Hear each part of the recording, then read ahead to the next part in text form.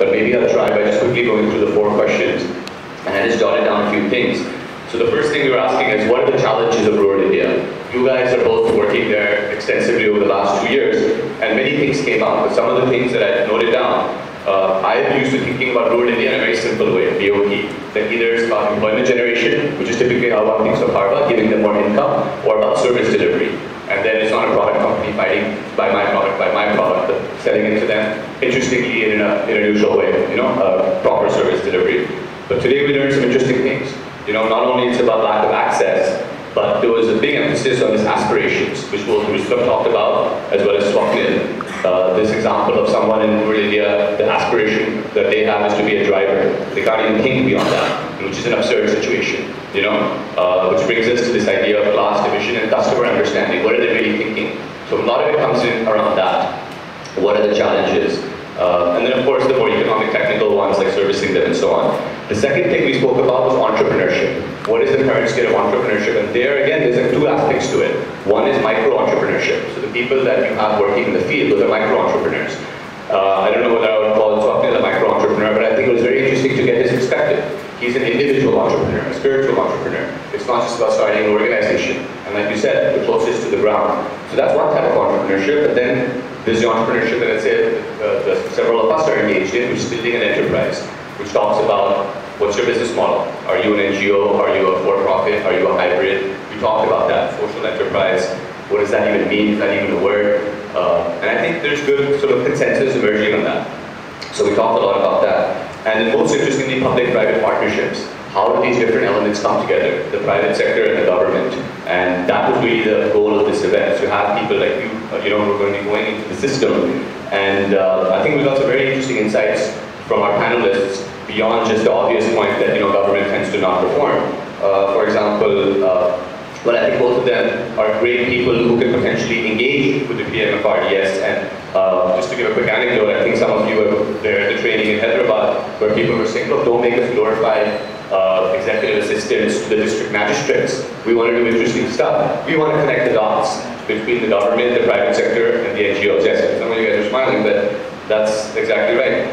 And not everyone in the government is bad. Gaurav is not here, he couldn't make it, Malika also, or for that matter, Mr. Ramesh, but clearly not everyone in the government is as unenlightened.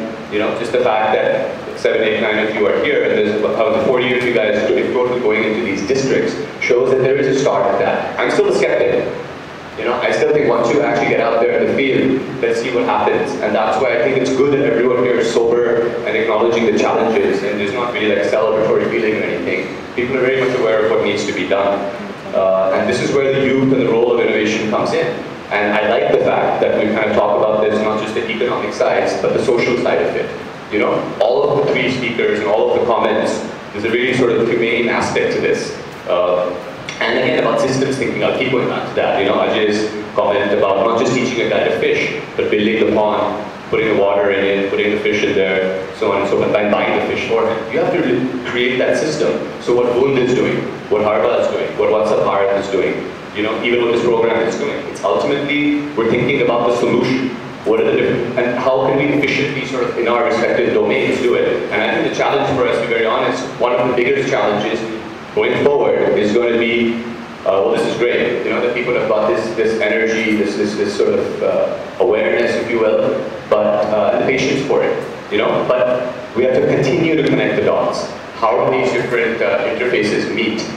How do we move towards a more cooperative sort of system, and people learn from each other and share with each other? And I think this is where, not just gatherings like this, but there's so many of these happening, we have to keep connecting the dots. And that's the idea of doing things like this.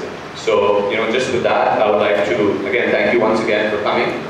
And, on a Sunday evening, I know a lot of us have dinners and family engagements and drinks in Hoskas Village. So again, thank you very much. And before I conclude, just a small sort of admin request.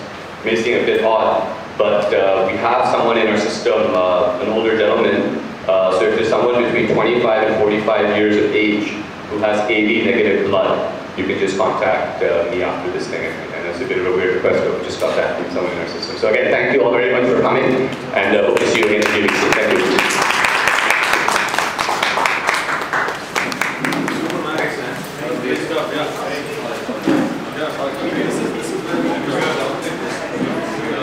Thank you.